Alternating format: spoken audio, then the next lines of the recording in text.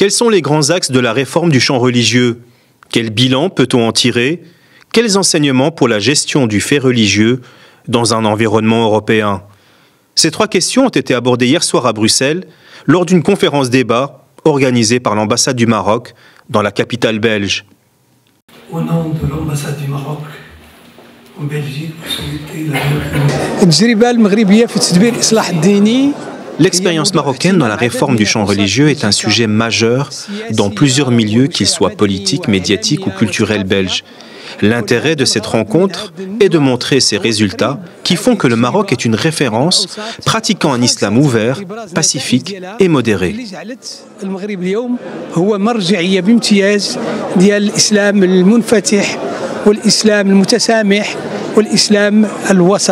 Le monde a connu ces dernières décennies une croissance des menaces terroristes et le caractère transnational de cette violence pose de nouveaux défis aux États.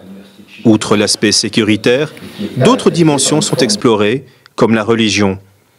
Le Royaume du Maroc a pris très tôt et de manière proactive la mesure du danger de l'extrémisme et de la radicalisation.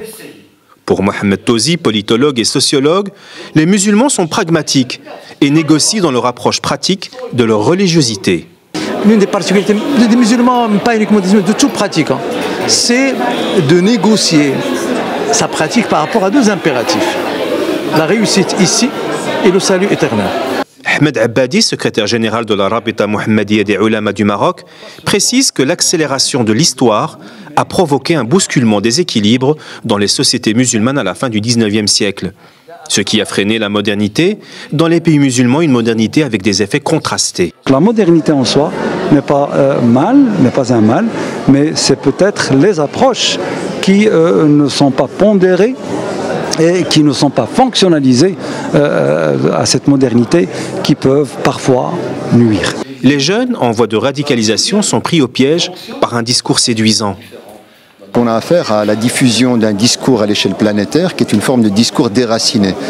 Et c'est des discours qui sont percutants parce qu'ils sont binaires, simples, simplistes. La nécessité de collaborer paraît évidente entre la Belgique et le Maroc.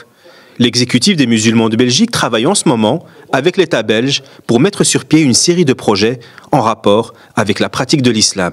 La Belgique a mis en place toute une série d'initiatives, donc à travers l'institution représentative des cultes musulmans, donc l'exécutif des musulmans de Belgique, notamment en ce qui concerne la formation des cadres religieux, donc, et plus particulièrement les imams. Ils ont tout intérêt justement à tirer les leçons de cette expérience marocaine qui est assez spécifique et assez unique. Cette réforme suscite de plus en plus d'intérêt auprès des observateurs, dépassant largement les frontières du royaume chérifien.